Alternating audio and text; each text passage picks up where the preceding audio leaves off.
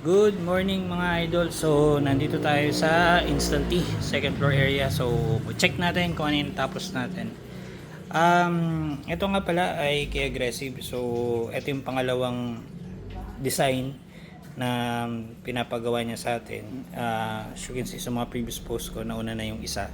So, ito yung pangalawa. So, ito yung tinatawag na camouflage aggressive logo. So, ito kung mapapansin nyo, 5 colors to.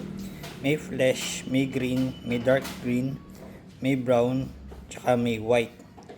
And then, yung t-shirt is almost the same. Si client ang nag-provide ng t-shirt. So, 2 colors to. Merong black and white. Ito yung black natin. Tapos, ito yung white. Actually, may jacket pa to. Hindi pa natin siya nasisimulan kasi hindi umabot yung platens natin na available dito sa gawaan. Second floor.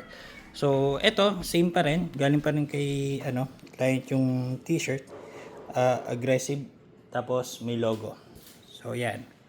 So, kung may mga need kayo for printing, kindly message us para magawa natin to. Salamat.